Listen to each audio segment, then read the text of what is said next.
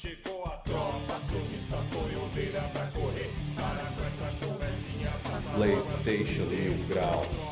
Não sabe brincar, então desce pro play. E agora, galera, prestem muita atenção nesse trecho que a gente vai ler, porque ele é uma das chaves aqui, que é justamente onde eu vou mostrar pra vocês a inocência do cachista na internet. Se liga só. Um oferecimento GVG Mall. Saia da mendigagem. E adquira seu Windows por menos de R$90 ou Office 2021 por menos de 300. Basta usar o cupom JE20 na sua compra e selecionar o PayPal, que tem a menor taxa de apenas R$2. Expulse o cracudo do seu PC ativando a chave no seu próprio Windows. Links na descrição. Fala aí, galera, tudo beleza com vocês? Estamos aqui em mais um videozinho pro canal e hoje vamos falar aqui de uma notícia que é tão polêmica, mas tão polêmica, que eu nem consegui ficar em paz no final de semana. Ontem rolou aí uma liberação de um documento em que a Sony fez uma resposta, né, pelo que se entende aqui, a um questionário legal de órgãos regulamentadores a respeito da aquisição da Activision pela Microsoft. E nessas respostas, meus amigos, a Sony revelou aquilo que estava no fundo de seu coração. Entretanto, na olhada rápida que eu já bati ontem, né, em cima das marcações que fizeram, eu já entendi qualquer inocência dos cachistas na hora de ler as coisas. E aliás, isso nunca foi uma surpresa na zoeira de consoles. Vamos primeiro dar um contexto, porque obviamente a gente não tem como ler o documento inteiro, ele é muito extenso, o vídeo teria aqui no mínimo 1 hora pra gente poder ver tudo. Mas eu vou deixar o link aí na descrição, quem quiser ler ele inteiro, aí fica à vontade. O que acontece é o seguinte, galera, as empresas estão respondendo um questionário. E bom, nessa resposta, a Sony, ela falou sobre a importância da franquia da Activision, do Call of Duty. Vamos conferir aqui e ver então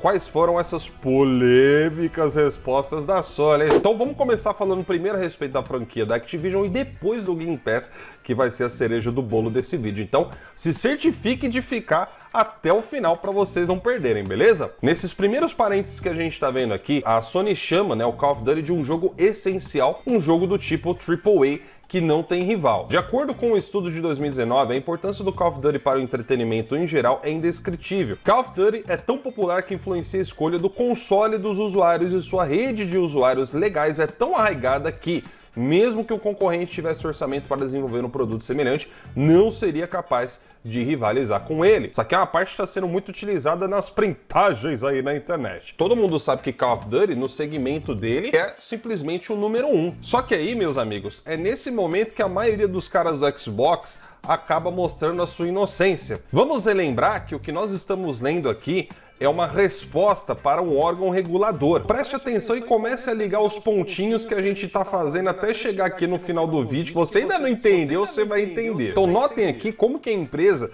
está solidificando a sua argumentação, dando a entender que realmente não tem para onde fugir. Nenhum outro desenvolvedor pode dedicar o mesmo nível de recurso e experiência no desenvolvimento de jogos, mesmo que pudessem. Call of Duty estar excessivamente entrincheirado para que nenhum rival, não importa o quão relevante, possa alcançá-lo. Só que aí já entra um ponto muito interessante, né? Você vê o pessoal do Xbox celebrar isso aqui como se a Microsoft fosse detentora desse sucesso inteiro, sendo que, primeiro, a Microsoft não criou Call of Duty e, segundo, a compra não foi concretizada ainda. A Microsoft não tem talento para fazer porcaria nenhuma desse tipo, então o que ela faz é simplesmente ir lá e comprar um negócio pronto, o que não necessariamente é um demérito, porque a gente está falando de empresa, a empresa realmente tem que visar aquilo que para ela vai dar mais dinheiro. Mas beleza, agora sim a gente vai para o principal do vídeo, que é o tal do Game Pass. E vamos destrinchar aqui essa argumentação que a Sony utilizou. Prestem atenção na primeira das respostas polêmicas que a Sony deu. Nos últimos 5 anos, o Game Pass da Microsoft cresceu de forma a capturar aproximadamente 60 a 70% do mercado global de serviços de assinatura. Essa participação é ainda maior no Brasil, onde o Game Pass representa aproximadamente de 70 a 80% no mercado de serviços de assinatura para PC. Quando a Microsoft anunciou que iria adquirir a ZeniMax em 2020, o Game Pass tinha aproximadamente 10 milhões de assinantes. E agora, galera, prestem muita atenção nesse trecho que a gente vai ler, porque ele é uma das chaves aqui, que é justamente onde eu vou mostrar para vocês a inocência do cachista na internet. Se liga só. Mesmo que cada assinante tenha comprado o nível mais barato, $10, né, por mês, isso equivale a mais de 1,2 bilhão de receita em assinaturas. Quando a Microsoft anunciou que adquiriria a Activision em 2022, o Game Pass havia crescido para 25 milhões de assinantes, um aumento de 38% em janeiro de 2021, dobrando sua receita anual de assinatura do Game Pass para pelo menos 3 bilhões. E por fim, a gente chega a uma das respostas mais polêmicas desse documento. Calma que já eu vou abordar o que eu quero abordar aqui com vocês, mas vamos terminar de ler primeiro. Parágrafo 20.1. A Sony Interactive Entertainment não está em condições de dar uma estimativa concreta do tempo que uma entrada completa levaria. Isso aqui ela está falando a respeito, né, de serviço de jogos e tudo mais, onde ela diz assim: todavia, observa que levaria vários anos para um concorrente, mesmo com investimentos substanciais, criar um rival efetivo para o Game Pass. Esse é um dos pontos que os caras estão distorcendo na internet. A pergunta que está se referindo a tempo estimado de entrada no mercado de distribuição digital de jogos para PC. Ou seja, a Sony em nenhum momento está dizendo aqui que ela acha que ela não consegue competir com o Game Pass dentro do mercado que ela realmente atua, que é o mercado de consoles. Agora, em termos de PC, isso aí não tem nem questionamento, né? A Microsoft é a empresa que ela é por causa de PC, não é por causa de Xbox, não. Inclusive, a divisão Xbox é a que menos dá dinheiro dentro da Microsoft. Só você olhar nos relatórios dela que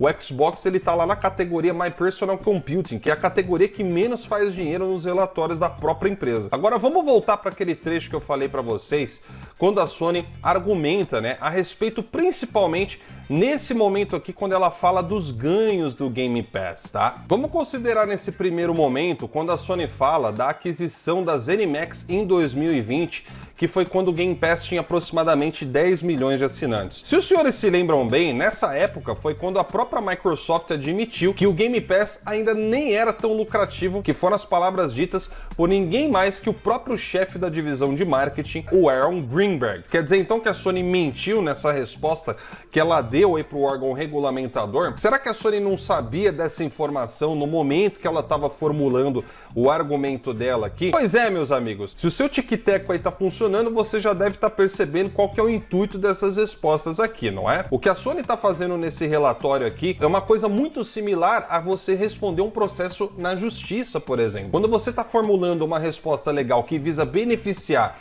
a você próprio, qual benefício vai te trazer na argumentação se você tentar reduzir a outra parte de uma maneira que ela pareça ser inferior a você? Como que você vai ganhar um processo desse jeito, né? Se você quer provar que a outra parte está te prejudicando, se o seu objetivo é provar que é você quem está sendo injustiçado. E um outro ponto muito relevante que a Sony não citou nessa argumentação também, e de forma muito conveniente, né, que são os números do Game Pass. E isso você consegue entender justamente nesse momento, quando ela fala de números brutos, né? Ainda que seja assinatura mais barata, $10, pô, a empresa já faz ali 1,2 bilhão por mês, meu. Você acha que a Sony também não sabe que boa parte desses números aqui de Game Pass são inflados? Você acha que a Sony não sabe que para assinar Game Pass você consegue pagar aí $1 para você conseguir assinar por 3 meses ou R$5 por 3 meses, que é onde vive tendo esse tipo de promoção? Você acha mesmo que a Sony acredita que todos os números ali são de assinantes integrais que pagam o preço cheio de verdade? Como é que pode, lá em 2020, quando a empresa tinha ali dos seus 20, 15 milhões de assinantes do Game Pass, ela ter dito que ainda assim o serviço não dava tanto lucro? Ah, agora eu entendi! Agora eu saquei! Vou dar um exemplo muito prático aqui para vocês. No decorrer aí desses anos, né, aqui no Brasil, nessa zoeira aí de console, no Flame War também, vocês devem se lembrar que algumas figuras, vamos dizer assim, tomaram processos aí, né, de jornalista, de empresa e tudo mais. E é muito interessante, galera, porque quem acompanhou esses processos aí, né, na época, sabe que lá no corpo do processo, a parte que foi processada, por exemplo, estava passando por um período em que muitas vezes até ostentava, né, nas redes sociais, não, veja só quanto que eu ganho, né, com o meu canal, com as minhas redes. Entretanto, na hora de se defender no processo, essa mesma parte alegou que não tinha condições, que não tinha dinheiro para arcar com os custos do processo, um valor, né, que a outra parte estava exigindo, como uma forma de reparação, se é que vocês me entendem. Fica muito óbvio você conseguir entender o tipo de jogada que está sendo feito nessas respostas aqui, né, meus amigos? Eu acho que eu não preciso falar mais muita coisa, né? Então essa é a minha conclusão aqui, galera. Eu não vi a Sony falando absolutamente nada demais, né? Em termos, por exemplo, do Call of Duty, eu acho que ela foi muito precisa ali nas suas informações, né, citando o valor da franquia, né, o que ela representa aí no mercado de games. Obviamente é um título que vende muito, inclusive a própria Microsoft não quis abrir mão desse ganho, né? Ela mesma falou que vai continuar sendo multiplataforma, talvez não confie tão bem assim no próprio taco para conseguir fazer o negócio virar exclusivo, né? Não sei, né? Não sei, vamos deixar no ar, nunca saberemos, é mesmo? E com relação ao Game Pass, os únicos momentos que ela falou aqui a respeito, né, de não ter uma forma de dar uma estimativa era com relação ao Game Pass do PC, né? Até aí nada demais. Em termos de serviços no geral, a Sony é quem ainda detém a maior fatia desse mercado. Então é isso, galera. Essas eram as considerações que eu tinha para fazer aqui a respeito dessa polêmica, né?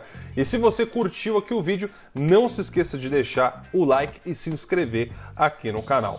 Um grande abraço para todos vocês. Até a próxima. Tchau, tchau.